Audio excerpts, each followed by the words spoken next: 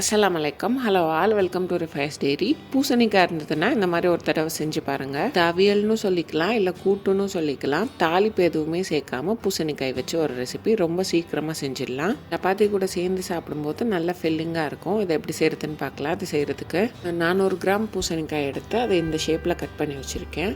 ரொம்ப சின்னதாகவும் இல்லாமல் ரொம்ப பெருசாகவும் இல்லாமல் இந்த மாதிரி கட் பண்ணி வச்சுக்கோங்க. இது எல்லாத்தையும் ஒரு பாத்திரத்தில் சேர்த்துட்டு இது கூட இந்த பூசணிக்காய் வேகிறதுக்கு தேவையான அளவு தண்ணி சேர்த்துக்கணும்.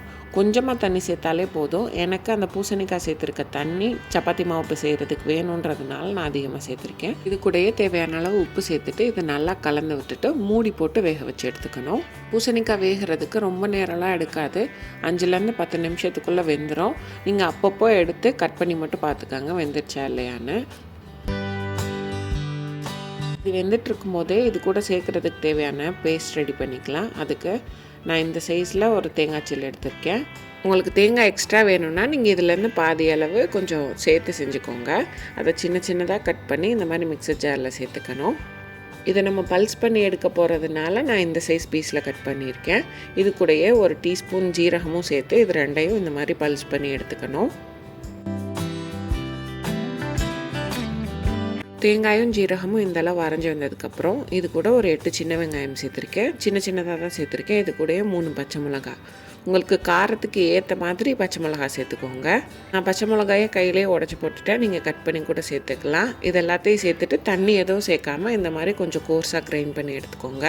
அந்த பூசணிக்காய் கூட வேறு எதுவுமே சேர்க்க போகிறதில்ல, இந்த பேஸ்ட் மட்டும்தான் சேர்க்க போகிறோம். இப்போ பூசணிக்காய் வெந்துருச்சு. நான் அதில் உள்ள தண்ணி எல்லாத்தையும் ஃபில்ட்ரு பண்ணிவிட்டு கொஞ்சோண்டு தண்ணி மட்டும் வச்சுருக்கேன்.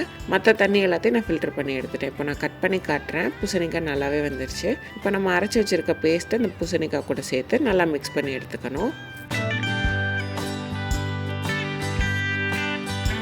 நம்ம அரைச்சி அதை சேர்த்துட்டு கலந்து விடும்போது ரொம்ப பொறுமையாக ஜென்டலாக கலந்து விடணும். நம்ம வேகமாக கலந்து விட்டோன்னா பூசணிக்காய் குழஞ்சிடும். இதெல்லாம் நல்லா கலந்து விட்டதுக்கப்புறம் இதை ஒரு 2 நிமிஷம் அப்படியே விட்டுடணும்.